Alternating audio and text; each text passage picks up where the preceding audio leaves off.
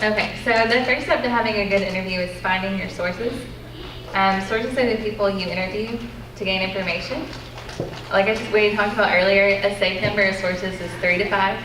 I told Miss Gardner that you're a stickler for sources, and they at least had to have 3, or you would get really angry. That's right. That's right. And they need to be varied. Can you guys kind of guess why that would be? Different players gives you different information. Kind of puts a more round perspective. So here at CDC, like we kind of talked about this earlier too, you could have professors, you could have students, maybe even like if there's a special event, you could have those people as your sources. And then what resources could you use to find sources at CDC? Well, for athletics, there's the Mustangs, say there's athletic rosters for the different teams, has the coaches and all the players. I think it has the coaches' emails and stuff, so even if you don't know how to contact the player, you can contact their coach. I looked online, and on the website there's also a staff directory. So say, because a lot of times I would need to interview like a history professor. I didn't really take any history classes. I knew who to talk to, but I didn't know the best way to contact them. They're not always in their office. They're busy, they have classes, and so often if you'll shoot them an email, they'll respond to you pretty well. And I'll be giving out this week a new list of those. I just got a new one yesterday, and so it'll have office number, office phone number, email, titles. And something else to consider while you're thinking about your sources, something we had when I was a student was like a do not interview list. And those were your like celebrity people on campus, the ones who are always in the pictures, always being quoted for stuff. So it might be good for you guys to kind of think about that and maybe start one of those at the beginning of the semester. Like, not that you can't talk to those people or get information from them, but like maybe try to start with different people, maybe ones who aren't as heard from on campus or that you normally wouldn't talk to get more of a perspective, and so that way the same person's not in every story. Because I know at times we had a problem with that. The same person was doing the pictures and the same quotes, and that's not interesting. That's cool for that one person, but that's not what everyone wants to see or hear. Okay, the second step is to be prepared. Do your research. If you are writing a story about Ebola, for example, know kind of the backstory, where it came from, what it happened, and then if you meet someone who has it, you'll kind of have a background of knowing what it is, so you won't have to ask them, well, what is it? And you can get more detailed information that way. Going into it, kind of know your theme. Typically when you're interviewing someone, you'll get a ton of great information and you'll be able to have a focus from your interview. But if you kind of know going in, like, say I want this soccer story to be a feature on the person, you can kind of map it out before you even meet them. And it'll change, based on the information they give you. But to have some kind of a plan, like, I'm gonna ask them this, and this, that's a good start. So that leads into the next part, knowing question topics prior to the interview. I always kept a legal pad, kind of like this, and I would take it to interviews, obviously with the pen or pencil. That's like the #1 mistake. Do not forget a pen. You do not want to ask anyone you're interviewing for a pen or pencil. That's so embarrassing, and it's not professional at all. And they'll look at you like, why are you here? Like, that's your job to bring that. But I would always bring my legal pad, and I would have questions kind of written out, so like I knew, like, I want to ask this, and this. But you also want to leave space, which is the next part, to expect adaptations. You also want to leave space for anything else like you're thinking of while you're sitting there. Because often when you're talking to someone, you'll have new questions will pop in your head, and you'll think of, based on what they say, you'll think of more pertinent questions to ask them. So kind of plan it out, but you also have to be a little type B. Because I'm typically a really type A person. Like, I want to know what's going on today and tomorrow, and I want to have my whole week planned, and I want to have all the questions planned. But when you're conducting an interview, you kind of can't do that. Like, you can to some degree, but sometimes you'll start talking to someone and realize the questions you had planned are not the way the story is going to go. or they're not relevant.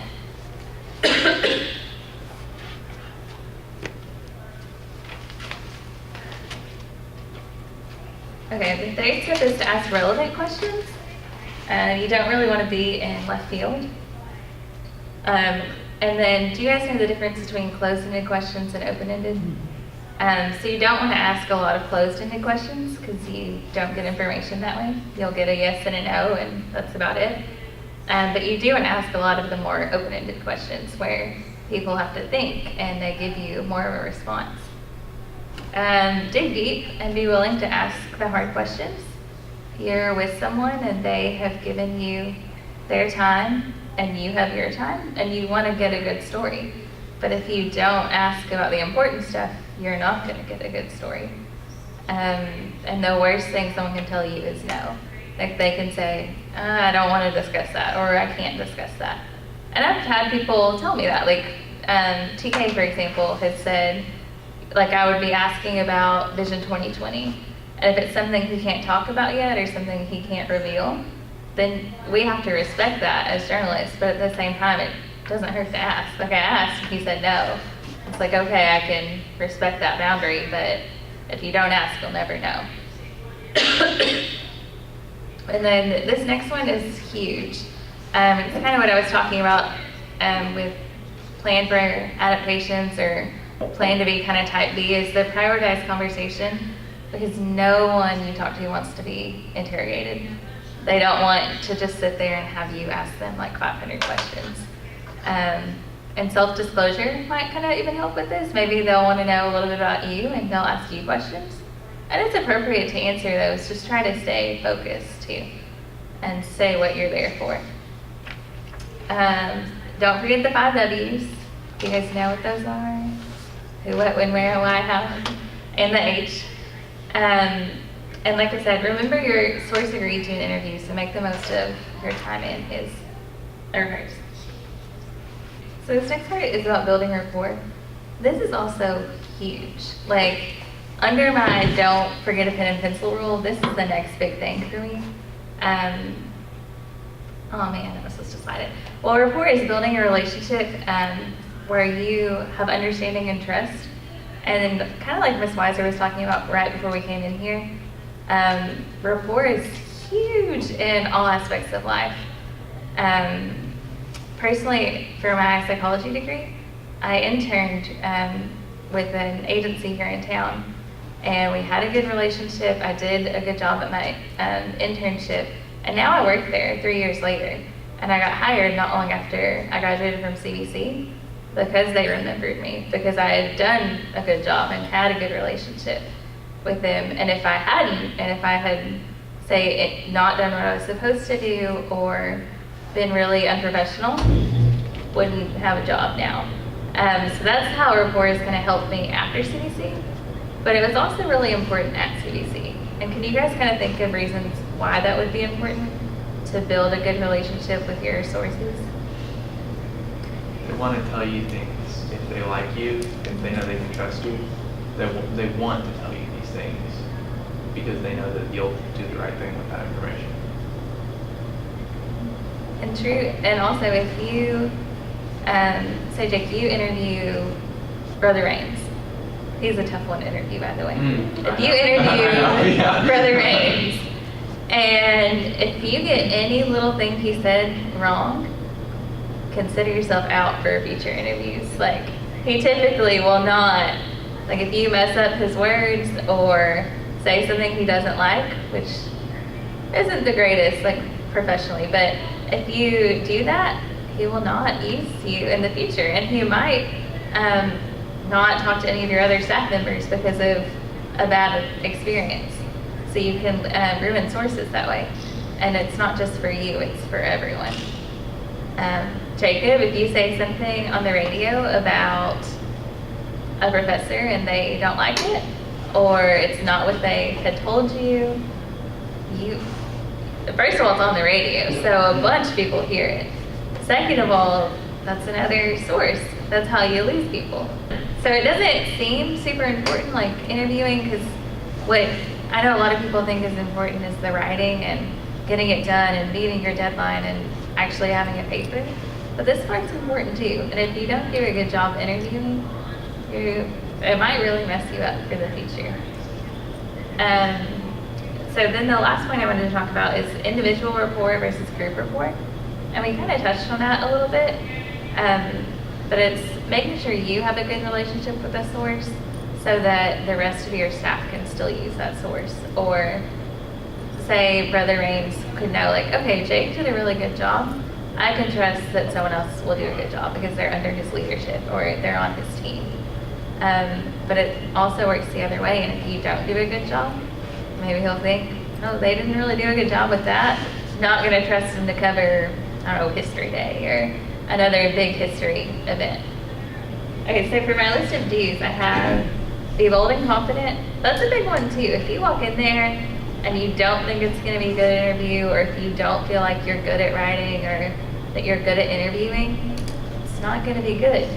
But if you fake it till you make it, so to speak, or if you are good at it, you walk in and you say, you know what, this is going to be awesome. And you don't have to be arrogant, but you could be like, this is going to be good, and just act like you know what you're doing or know what you're doing. Things will be fine. Be gracious. Make sure to say thank you. Be overly gracious if you have to be. It's better to be overly gracious than to not thank them or anything like that. And be flexible and timely. Don't be late whatsoever. And if they need to switch a time with you, be willing to work with them on that. I know sometimes things come up, and if something comes up for you, let them know. Either stop by their office and leave them a note, text them if it's a student or a friend, send them an email, because sometimes stuff happens with us too and you physically can't be at an interview. But never just don't show or no show without calling or anything. It's not good. So the don'ts: be arrogant, thankless, or be late or no show. Or forget your pen. Or forget your pen. So the good news, a bad interview won't ruin your career. Ms. Gardner won't fire you or anything. You'll still get to be on the tower staff or the radio staff. But the bad news, it could ruin a source. And not just for you, but for the entire media team. I had to paint a mural on a building, 3-story building. I had to interview the person, you know, what they wanted me to paint and everything, who it was. And the one mistake I did, and it was on the PowerPoint as well. How do you spell that name? Or what is the name? Well, I think it's okay to ask someone how to spell their name, like for clarification. Oh, it wasn't their name, no. It was for someone else, I guess. Oh, for someone else. That's another good point, though. Like, if you honestly don't know and you don't want to mess it up, I think it's okay to ask them how to spell it, but know kind of how to say it. Like, know what the name is. Because I would rather someone ask me how to spell my name and not misspell it than get it in print and it's misspelled. It's That's really another bad big if I no-no. sent them an email or something because it's the name's there in the email. And if you still spell it wrong or something like that, then it's really bad. And it's always a good idea to double check. If it's a faculty member or an employee, it's a good idea to double check their title. Because this year, there are people who are still employees of CBC, but I think there's 8 people that have been moved to other positions. Yeah. And so that's one reason I'm giving everybody a new list of employee names and titles, because if you use their old title, you know, Jessica Faulkner is no longer at the bookstore. Really? So Lacey Mayo has moved over there in that position. She's really excited about it. But see, that would just be a real easy mistake to make if somebody didn't know. So it's a good idea just to double check what the title is. And AP style, you could do it on the radio, it wouldn't really matter, but in writing, AP style is not to use doctor before a name, because the Associated Press sees doctor as a medical doctor. Okay, so it's their degrees. So we would their just name say holiday. Dusty Bender, the chair of the social studies department Okay. or something. You could do it in radio, it doesn't really matter so much with that, but in writing it does. Okay. Okay, so fast writing. I know that typically you guys are taught and told that you need to write slowly and write down all your thoughts and make it cohesive and coherent and awesome. And that's true, but in news writing you have to learn how to do it quickly. And I was terrible at it. With Miss Gardner as my witness, I could not write fast. I could not be concise. I had to learn to cut back a lot. So here's what I've learned and what has really helped me be a faster writer. So the newsroom, writing fast is just as important as writing well.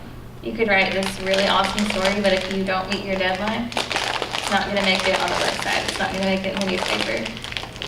Radio, I don't care. Like, you can tell it as fast or slow as you want, I think. So why is fast writing important?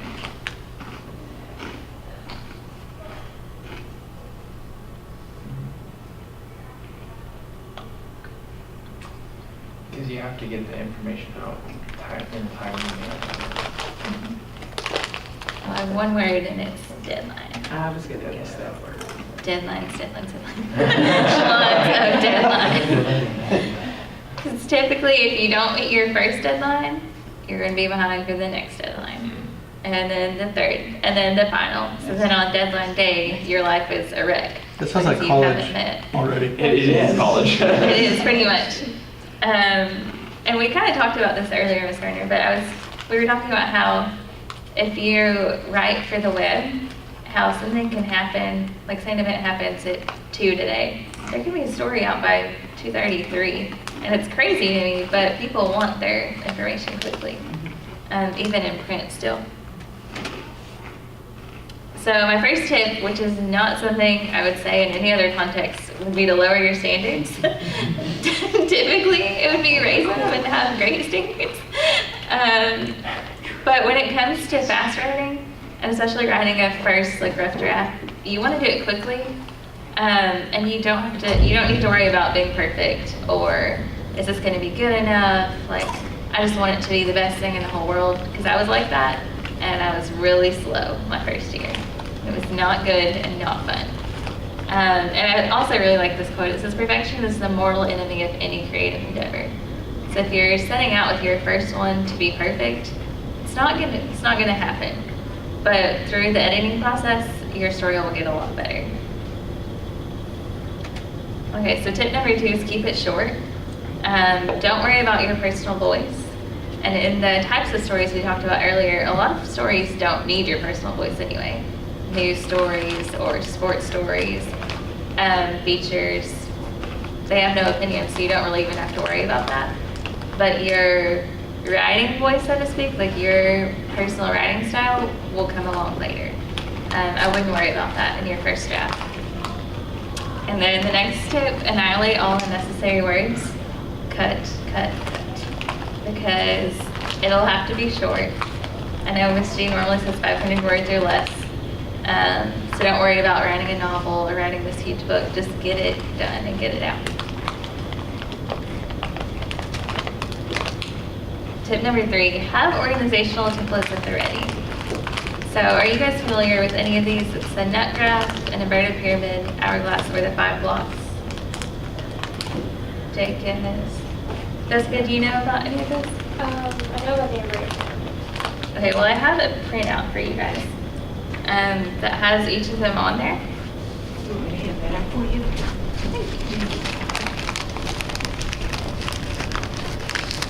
And it's important to have these, or at least be aware of what they are. That way, whenever you do start writing, you know which one you could use or what you could go to. And then the next thing is to make an idea catcher, which for you can be carrying around your notebook or journal, where if you say you're walking around campus and you think of an idea, if you have your notebook, you can just whip it out, write it down, and be done with your day. Like we're about to go do this story walk. Whatever you use today, you can keep for the rest of the semester if you want. Or what I do is I keep a note on my phone, because everyone has phones now, and it's so easy to just type it in and save it, and it'll be there. That way when you need an idea for a deadline, you already have some. And then and the next tip is to use symbols and shorthand. I don't care what symbols or what shorthand you use. What's important is that you're able to read it and you're able to take all your information quickly. If you can read it and decipher it, you're the one writing it. So it doesn't have to be legible for me or Miss Gardner or anyone. But the problem comes in when you're writing and you can't remember what it means or what it's supposed to say. So if you're going to use shorthand or symbols, be sure to know what they mean. Find your most productive time. Is tip number 4. Some people work really well in the morning. Some people work well at night. Some mid-afternoon. Some need a lot of coffee. But find what works for you and use it. If you know that you're not a good writer at 7 a.m., don't try to write something at 7 a.m. You think it's like common sense, but you are also a student, you're like, I have so much to do, or you have a lot of other obligations, but it's not going to be good and you're not going to get it done quickly if you're trying to do it at a time when you know you're not productive.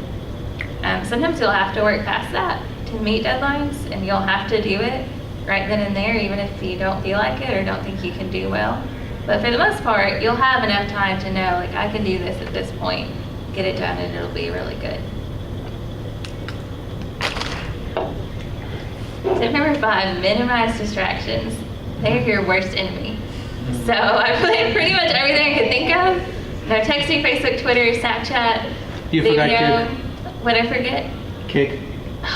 Forgot Kick.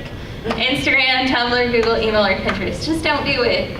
You will not get your work done, I promise. Spend much time doing other things besides writing my story. And it takes even longer. It's not faster. And then the last tip I have is to don't separate the writing and the reporting process. I know that can be kind of confusing, but kind of like we talked about in the interviewing presentation, if you kind of know where you're going and where you're headed, when you get back from an interview, you should be able to pretty easily write a rough draft. And while you're on the field, be able to annotate your notes and know, like, okay, like, that was really good, that's probably gonna be my lead. This is really important, it goes in the first. This is not as important, but still good, it can go in the second paragraph. And then you'll be able to write a conclusion pretty quickly from that. And then make sure you have all the information you need to make a story work before you start writing it. Because it's really hard to go in and realize, I only have 2 sources, or I don't have anything to make this long enough, or this really isn't that great. And then you have to go back and find another source. It's never fun. It's happened to all of us, it happens to the best of us, but it's not the ideal way to do it. So just remember that writing is a learned skill, and the more you do it, the better it'll get, the easier it gets. And I finally became still not the fastest writer in the world, but you'll become faster and you'll learn how to cut things out. It was also really hard for me at first to cut parts of my story because I loved it. Like, I wrote it and I was like, this is the best thing in the whole world. And Miss Gardner would be like, yeah, this is a really great story. It's just 500 words too much. And so you have to cut out the details and all the parts that you like put your heart into. And it's really hard. Sometimes I would make people like cut it for me. I was like, here, just take out what you want and then we'll run it as it is.